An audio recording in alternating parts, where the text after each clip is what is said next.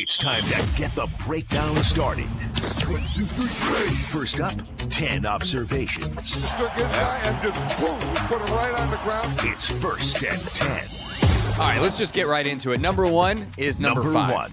Yeah, a star was born last night, as if he wasn't born already, as if this wasn't just a matter of time.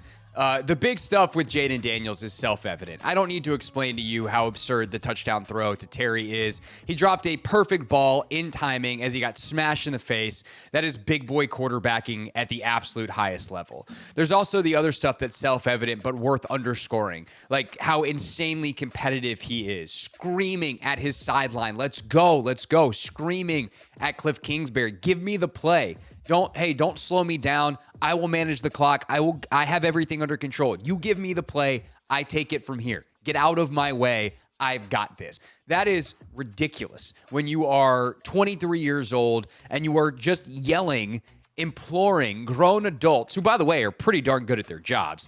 And like Kliff was cooking last night. I think DQ had a great night. And you're just, as a 23-year-old kid, 2+ games into your career, just giving it to your sideline to these grown adults who have been coaching for decades. And for all of us to then be watching that on television and go, yeah, let the kid handle it. Like, what? That's good stuff.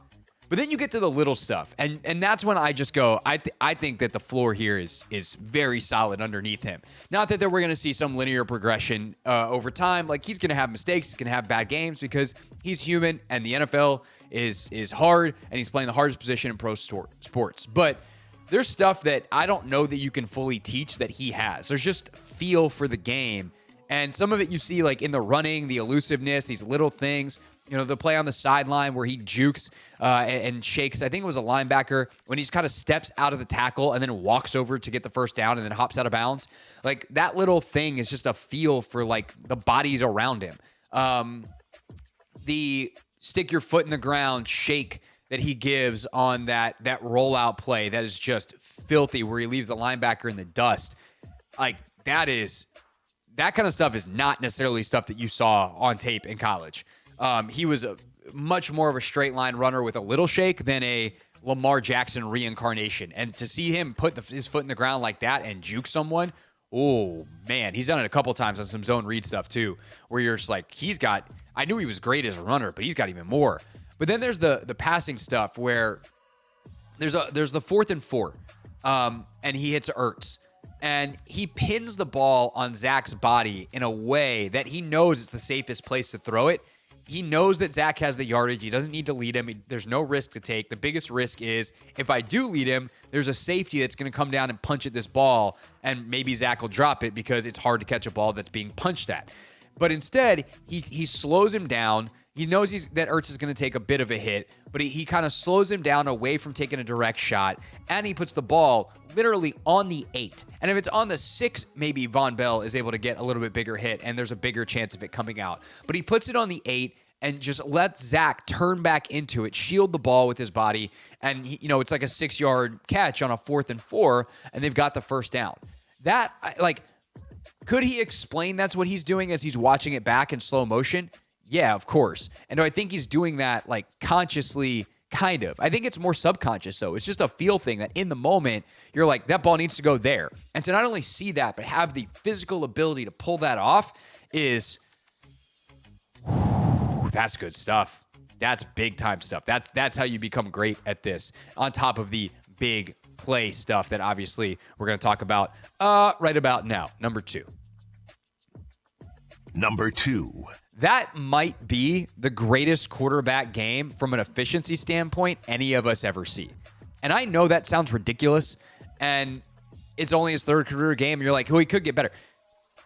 He completed 91% of his passes. How much more efficient do you want the man to be? And that actually doesn't even begin to tell you how efficient he was per dropback, because on some of these dropbacks, he made good decisions. Like, I've watched the tape. I've gone back and watched it once, and there's 4 plays in the game where I thought Jayden could have done better. 4. That's it. I probably will go back and watch and be able to nitpick a couple more, but let's just understand how absurd it is that on 4 plays in a 60 whatever play, I think they were in 59 offensive plays total, That 4, I thought he could have done anything better, right? I mean, I guess theoretically, yes. On some of the scrambles, could he have jumped over a guy or spun around and made some magic play? I guess. But, like, I'm talking within reasonable expectation. Is the decision or the throw are the 2 big ones. And I thought every single scramble he had, except for 1, was the right move. Plays were dead. There was no someone was going to pop open. He needs to be more patient.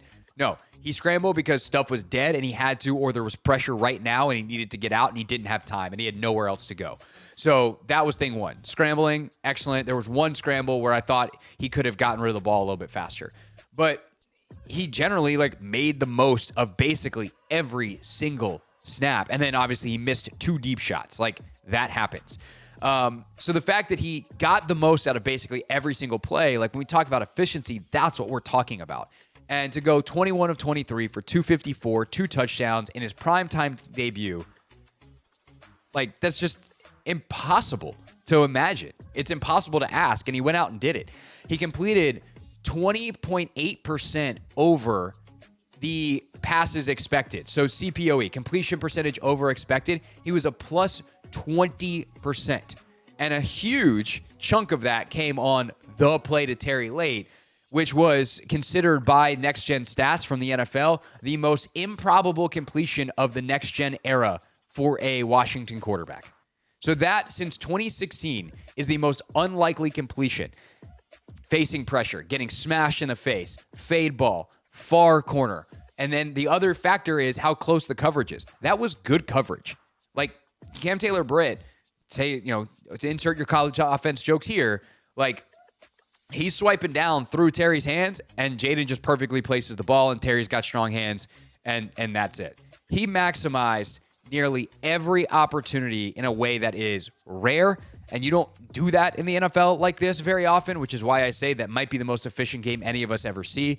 It will not be the new normal either, though, and I will say that. That's not me pumping the brakes. It's just me acknowledging the reality that there's no way he's going to repeat this performance with any regularity because this performance is so rare in NFL history, what he did last night. Let's appreciate it. But I will say the seeds of it all, the seeds of why he's able to do that stuff are there. They are real, and we should be ecstatic about watching them grow.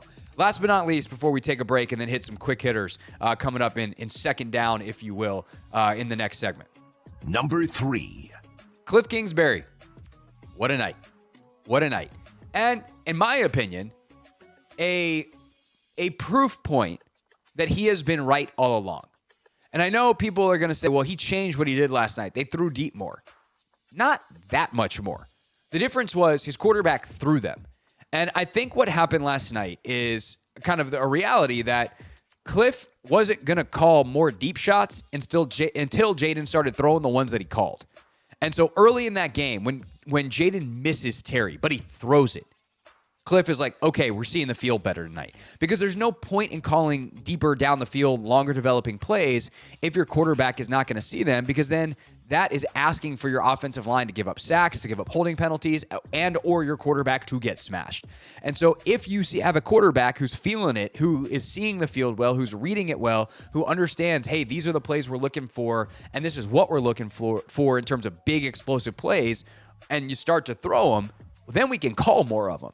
So what Kliff made Jayden do essentially was earn it. And all those screen passes and all that kind of stuff was in part a reaction to the coverages they were seeing, but it was also a reaction to how Jayden was seeing the coverages. And once he realized, like, oh, if Terry is even, he's open. I can throw this. I can trust him to go get it. Then that changes everything. And the fact that he's realized that in 2.1 games, and we saw it last night, like, bazinga, like, mind blown.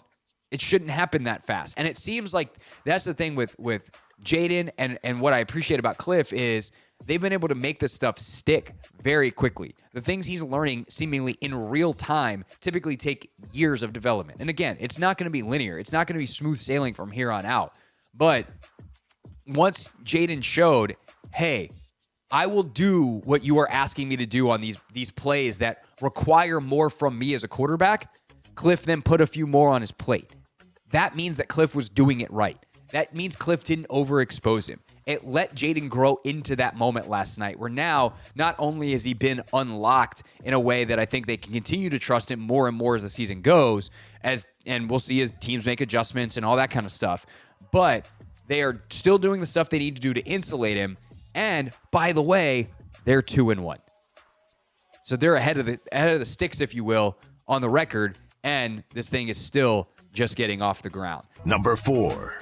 Last night, as hard as this is going to be to believe, was some level of a proof of concept for what they want to do on defense. First of all, I think the play style was much more there. I know the results ultimately are not. They give up quite a bit of yardage, quite a bit of points, the whole deal. But this is a team that's going to need to play coverage because they are understaffed. And I think they realize that in a way that they maybe didn't fully appreciate during camp, but now they're like, yeah, no, especially against, Joe Burrow and Jamar Chase and T. Higgins. And we'll see what happens when they're not facing as elite of offenses.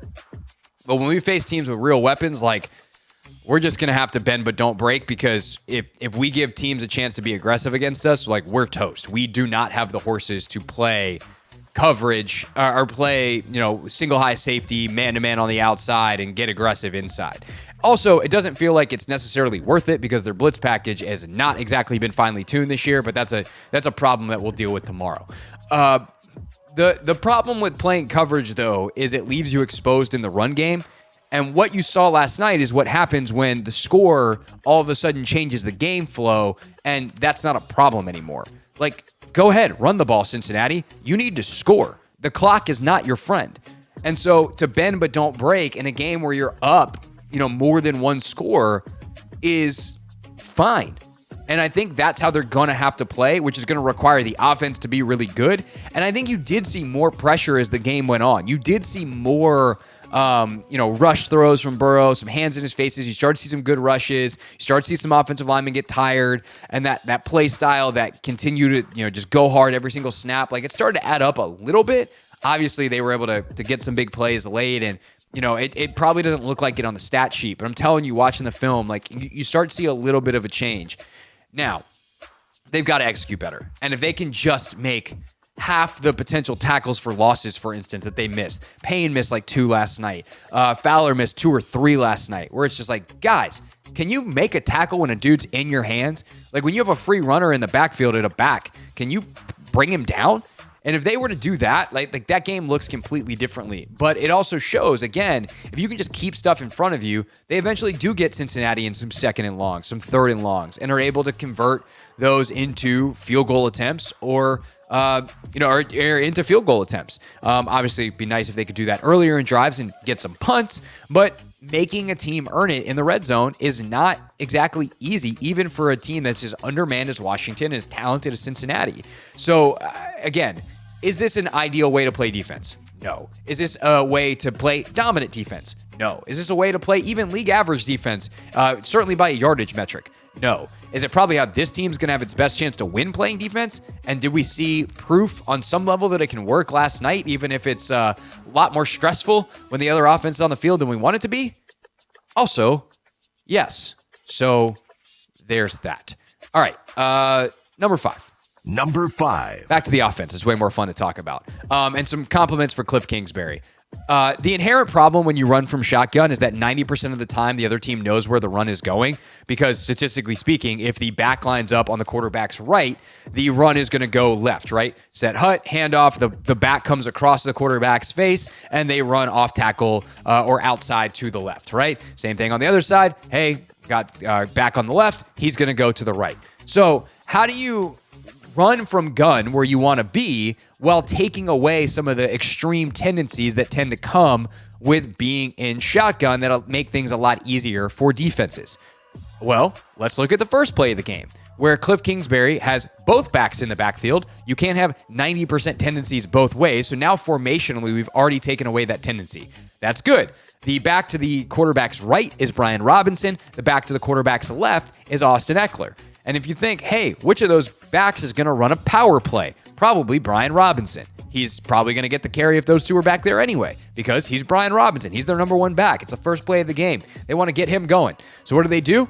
They run what looks like a power play to the left, the direction that you'd imagine Brian Robinson is going. And so they pull 2 offensive linemen from the right side of the line over to the left. And what happens? The linebackers and the entire Cincinnati defense flows to the left. And then they simply hand the ball to Eckler to go the other way.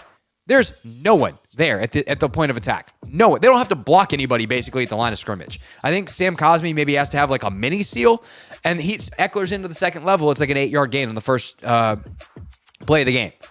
Brilliant. Later in the game, they use a counter play. So and it's actually the first play of the second half. They use a counter play where Brian Robinson is lined up to the left. He takes the handoff and then veers back to the left, as opposed to the 90% of the time when you go to the right. And to do those two, or to call those two plays, run them and execute them well on the first 2 plays of each half, I think just sends a message like, hey, you better be on your P's and Q's. You better not anticipate. You better not jump. And that's all you need to do with the tendency breaker. You just have to make sure that the defense isn't where you want them. And if you can slow down their process by a half a yard, that can be the difference in your guy landing your block and your guy not landing your block. And Kliff did a brilliant job of that. Also got some help from his players. Number 6. The tight ends. I love the way they block. They look for work in the run game. On the Eckler touchdown run, Ben Sinnott blocks for like 30 yards on that play. He just runs a dude the entire length of the field. Bates also goes and finds the DB. Like, I think Sinnott might wind up on the guy that initially Bates is going to. That or just kind of is a funky path that John takes to the defensive back. But I can't tell you how often I'm watching run plays, or screens especially, where linemen or tight ends or receivers, they get out in front of the ball carrier and they just like run through the hole. And it's like, you ran past a dude that you should have hit. And if you had blocked him, then he wouldn't have made the tackle behind you. And it's cool that you're looking for the next guy, but we got to block the first guy first. And I love the way that those two tight ends, Sinnott and Bates especially, they see color, they hit color. Like, oh, I'm where the play is supposed to go. This person who's not wearing the same jersey as me is also here. He's going to try to make the tackle if I don't block him. So I'm going to block him. I know it sounds simple. I know that it's like, duh. But I promise you that does not happen with the regularity it does with those two dudes, and I have a high appreciation for that. And I'm actually very excited to talk to Logan about that tomorrow, because I would guess a guy who made his living as a blocking tight end also has a high appreciation for it. Number 7. The no turnover stats are absolutely crazy. Jayden Daniels, I think he's the first quarterback in the Super Bowl era to go 3 games without a turnover in his first 3 starts. The Commanders are the first team in forever to go 2 straight games with no punts, no turnovers. There's all kinds of stats that are just mind-blowing in terms of how rare Washington has been these 2 games in terms of cleanliness. But do not forget that in this game, there was very nearly a really bad turnover. And you have to give salute to Sports Talk Radio fiend Nick Allegretti, who saved the game and all those stats in that streak by recovering a Zach Ertz fumble in the fourth quarter, the play after Ertz jumped off sides. And I will also give credit to Ertz because he then made a couple of big catches on that drive. So Zach, head down, kept going. Good job. But shout out Nick Allegretti, a play that I think a lot of people forgot, that I forgot about, frankly, until I was watching the film back. I was like, oh yeah, shouts out to Nick Allegretti for keeping that and the potential to win that game all intact, because that was like the second play of a drive, and it would have been Bengals ball in mega plus territory on a quick turnaround, and that is a disaster recipe for a defense. Number 8. Final drive. It's 2nd and 20. Yikes. And they go back-to-back screens to De'Ami Brown. The second one was an audible by Jayden Daniels. And he just had, in that moment, such a perfect understanding that it was 4-down territory and that getting a big chunk was enough, and that he saw, like, yeah, we've got the look here. And De'Ami deserves a ton of credit as well, because I think everyone wants to turn him into, like, this deep ball guy who's not doing the thing. I just don't think he's that guy. What he is really tough. And on these screens, he catches the ball and just becomes a human, like, bowling pin getting downhill, and he's really hard to tackle. And so I like using him as a screen catcher and runner because he just gets positive yardage. And frankly, on that second one, the look was so good that if Sam Cosmi hits a block, he's trying to hit a DB in space. It's hard. This isn't a knock on Cosmi, who was awesome yesterday. But if Cosmi hits one block, that thing is out. That is a touchdown. But instead, Jayden winds up throwing the 3rd and 7 touchdown where he gets hit in the face, and that becomes the hero play. But I think just as important is him getting into that 3rd and 7 in the first place is smart play calling from Kliff, great execution on these screens. And for everyone who wants the screens to die, in many ways, those 2 screens saved the game last night. Number 9. Last 2 things real quick. 1 offense, 1 defense. This one's really game management. You play the game that's in front of you. I said this last week, and people were like, oh, Jayden Daniels, or not Jayden Daniels, Dan Quinn, should have made some different decisions on 4th down, or should have been more aggressive here, or different whatever there. Play calling wise, they seemed very conservative. They knew the Giants didn't have a kicker. I'm more convinced than ever. Mitch Tischler actually brought this up in terms of some of the specific decisions, and that he thought they were making them based off the game situation. And Mitch, of course, will join us again coming up at 5 o'clock. But I thought they made decisions last night based off what they knew they needed out of that game. They know they have a kicker who doesn't have fantastic range. His career numbers above 40 yards are not great. His career numbers below 40 yards are perfect. So let's not put him in situations to hit big 50-yard field goals if we can get in 4th and manageable. So let's call our 3rd down plays to make sure we're in 4th and manageable when we're kind of in that go zone. And then they have the confidence and the execution ability with Jayden. Jayden obviously is all for it. We all saw on TV him saying, let's go, let's go. That's big time. But I got to give also credit to Quinn for playing the game that's in front of him. He knew his defense only had so much in it in the tank, which is to say not a lot in the tank, and he played accordingly. So good job, Dan Quinn, on playing the game that's in front of you. Number 10. Last but not least, if you watch Johnny Newton for like 5 plays, you understand why they took him in the 2nd round, even though they theoretically had a positional surplus. That dude plays his face off. And it was on display in such a ridiculous way last night. There's 2 plays in particular, 2 of his tackles in the game. One is in the first quarter, very end of the first quarter. There's a long-ish completion to T. Higgins, and Newton is rushing on the play. I thought he must have dropped out into coverage on like a zone blitz or something because he makes a tackle 14 yards down the field. No, he rushed. He didn't have a very good rush, but that happens. He got stymied on his rush, saw the ball get out, and started sprinting down the field after T. Higgins. And as T. Higgins is going horizontally, Newton catches up to him vertically, and he and Benjamin St. Juste make the tackle. There's another play at the start of the 4th quarter where it's I think an 11-yard rush or catch and run. Maybe it's a short catch and run by Chase Brown. And Newton makes a solo tackle, chasing a running back down from behind, 11 yards down the field. That is not normal. That is exactly who they want to be defensively. And again, I know that there is a long way to go from the execution. And I'm not trying to say that I'm not trying to tell you the defense played well last night. But there are dudes on that defense that play really hard. And the play style and all that stuff is starting to sink in. And again, it's got to be there for the scheme to have a chance. They're trying to figure out the scheme. And they tried a lot of stuff last night to see if they could get anything, and none of it particularly worked. But at least the players are playing hard, and that should be a non-negotiable. But under Adam Peters and Dan Quinn, it is the fundamental identity of who they are. And if you look at the guys specifically who are playing hard, it's guys like Dante Fowler who have been with Dan Quinn forever. It's guys like Sainer Still. It's guys like Johnny Newton. It is the guys who are at the core of this team or who were brought in to be the identity of it and build that foundation. And so that is a positive. They have to get everybody on that page, and they have to start executing better. But damn, I could not get through this 1st and 10 without shouting out Johnny Newton for making those plays double-digit yards down the field after rushing the quarterback as a defensive tackle.